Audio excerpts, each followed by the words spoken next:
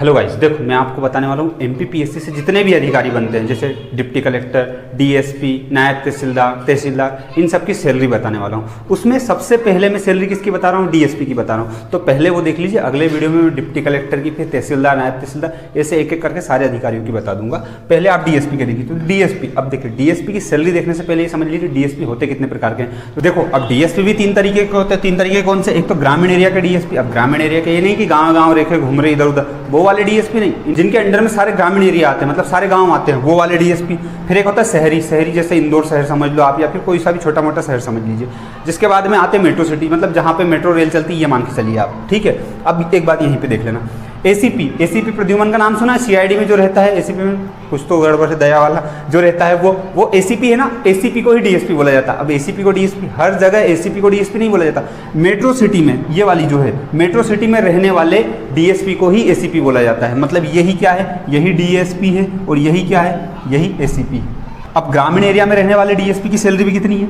56,000। इनकी भी 56,000 और मेट्रो सिटी वाले की भी 56,000। तो फिर अंतर क्या? क्योंकि गांव में रहना तो सस्ता रहता है, लेकिन शहरों में रहना महंगा रहता है, महंगा पड़ता है, क्योंकि वहाँ पे रूम से लेकर हर चीज़ महंगी मिलती है, और वहाँ पे खर्च भी ज़्यादा होता है, शहर में जाहिर सी बात है। तो देखो इनकी जो भत्ते जोड़ने के बाद सैलरी होती है वो कितनी होती है? 68,000। और इनकी भत्ते जोड़ने के बाद 72,000 हो जाती है, और इनकी भत्ते जोड़ने के बाद हो जाती है 80,000 रुपये सैलरी। तो ये है सबकी सैलरी फिक्स है 56,000, लेकिन सबको भत्ते जो मिलते हैं ना, जैसे त्योहारों के भत्ते, कैसे सकरात पे मिलता है, दिवाली पे मिलता है, महंगाई का भत्ता मिलता है, कोरोना लग जाता है तो कुछ एक्स्ट्रा पैसे मिल जाते हैं, इस टाइप के जो पैसे मिलते हैं ना, वो इनको ज़्यादा मिलते हैं, इनको कम मिलते हैं। इस कारण से इनकी सैलरी देखो 56 से सीधी 80 होगी, और इनकी 56 से सीधी 68 इतनी है। तो इनको भत्ते कम मिलते हैं, इनको ज़्यादा मिलते हैं, और इन दोनों के बीच का जो होता है वो इससे मिलते हैं। ये होती है डीएसपी की पूरी सैलरी। अब डीएसपी का मैं क्या बताने वाला हूँ, डीएसपी को और क्या क्या मिलता है। अब देखो गाइस, डीएसपी को जितनी भी सुविधाएं मिलती है वो सारी सुविधाएं मैं बताने वाला हूँ। यहाँ पे फोटो आएगा, देख लेना, कोई दिक्कत नहीं है ना। देखो ये बनने के लिए ना सिर्फ ये चाहिए, लेकिन ये बनने के लिए, मतलब डीएसपी बनने के लिए इसके साथ क्या चाहिए? ये भी चाहिए। थोड़ी कम है, चलेगी, बढ़ाने में बढ़िया, जिम में जाओ, खूब तगड़े बनो और डीएसपी बनो, और क्या। अब देखो डीएसपी को क्या क्या सुविधाएं मिलती हैं। तो देखो मैं सुविधा बता रहा हूँ, फोटो आ रही है, इधर देख लेना है साइड में। देखो घर और बंगला मिलता है, ऐसा घर मिलता है, घर मिलता है बढ़िया आलीशान। अब घर मिलता है तो घर में खाना बनाने वाला रसोईया भी मिलता है, मतलब आपको कुछ भी नहीं करना है, आप आओ आपके ऑफिस से, आपको खाना लगा मिलेगा, कोई दिक्कत नहीं है, बढ़िया फर्स्ट क्लास। कार मिलती है बाकायदा, कार ये वाली देख लो आप, डीएसपी को ऐसी कारें मिलती हैं। जिसके बाद में एक होता है ड्राइवर। अब कार है, कोई डीएसपी को चपड़ासी थोड़ी ना भैया कि कार खुद ही चला रहा है, आ रहा है, जा रहा है। उसमें क्या मिलता है? ड्राइवर भी मिलता है बाकायदा।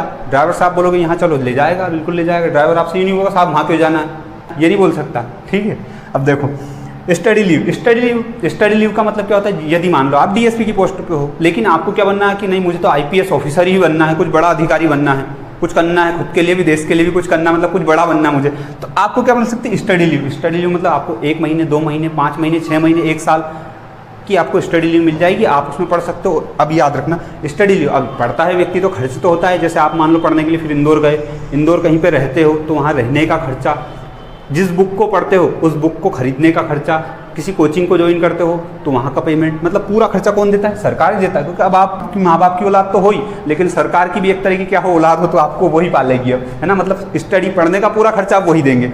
ठीक है, इसके अलावा यदि पढ़ते हो तो, नहीं तो ज़बरदस्ती के नाटक नहीं करना, पढ़ना ही पड़ता है। जिसके बाद बिजली का बिल, अब घर है, घर दिया है तो बिजली का बिल भी देंगे, कार दिया है तो कार का पेट्रोल भी देंगे। पर ऐसा नहीं कि कार का पेट्रोल दिन भर इधर से उधर राउंड मार, ऐसा नहीं।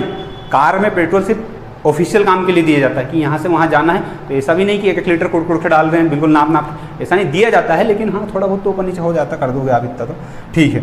अब देखो टेलीफोन मतलब जो ऑफिस रहता है वहाँ पे टेलीफोन जो रहता है ना, टेलीफोन, उससे से क्या इंटरनेट भी कनेक्ट होता है, जैसे ब्रॉडबैंड वगैरह, तो उनके जो बिल आते हैं वो भी सभी इन्हीं को दिया जाता है। मतलब वहाँ पे इंटरनेट से लेकर कॉलिंग तक हर चीज़ फ्री होती है। जिसके बाद में चिकित्सा मतलब यदि आप डीएसपी हो और आप बीमार हो गए तो आपको लगने की जरूरत है ना, कुछ करने की जरूरत है। आपको क्या किया जाएगा? आपके घर पर ही डॉक्टर आएगा या तो इलाज करने, या आप किसी हॉस्पिटल में जाओगे तो सब काम छोड़ के पहला आपका इलाज होगा।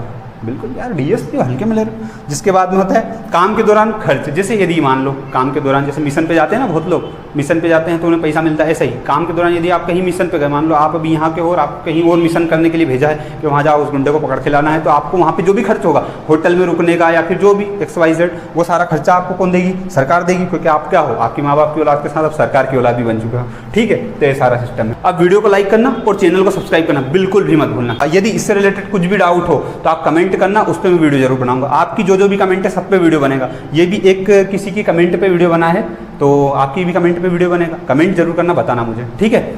Thank you guys.